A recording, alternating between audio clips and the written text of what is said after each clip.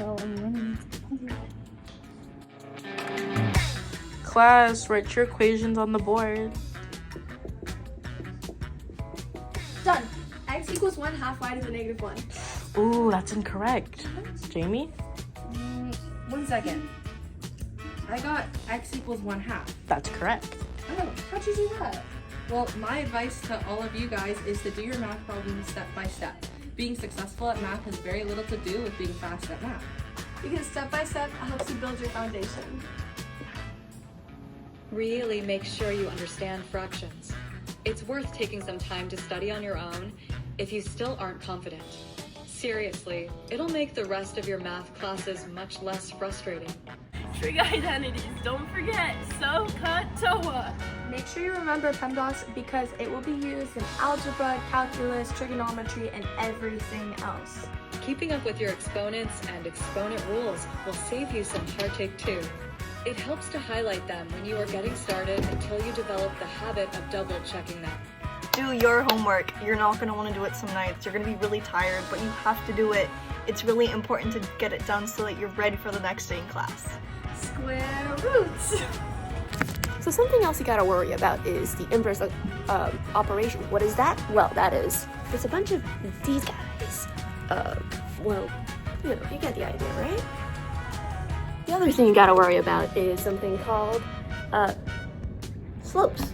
You know, here's some graph, you'll get the idea. The slope is basically what happens if you put a function into a graph and it creates all sorts of fun things. And if you learn the x equals to mx plus b, it's the m.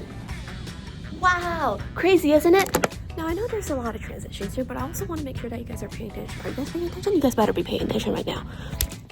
One more thing, you gotta remember those negative signs. If you don't remember them, your entire equation's gonna be off and you're gonna get a really weird number. So I'm gonna transition it over to someone else now. Pay attention in class. It's really important to stay locked in so that you understand what's going on and you can ask questions and participate in class. What did you get? Sine squared of x plus... I got cosine squared of x equals 1. Oh, we were thinking the exact same thing. Collaboration is the key to success. Make sure to work with your peers to help you answer problems. Unit circle, unit circle, unit circle. Common derivatives and integrals. Make sure you don't forget. Okay, so sine squared x plus cosine squared x equals 1. Hold on a second. One piece of advice that I have is to ask questions. Because if you get confused, you're going to want to know. And people probably have the same question too. Basic formulas. Make sure to get the quadratic formula programmed into your calculator. Makes tests so much easier.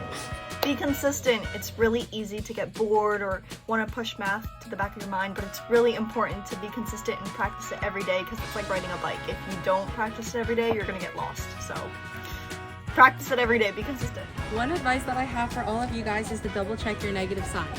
You can practice doing this by highlighting your negative signs in your homework, or also practice making sure that you have good handwriting so you don't get confused later on.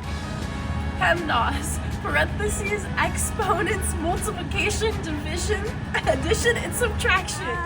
One piece of advice I have for you is fractions, to make sure you know how to use them because you're going to use them a lot later on.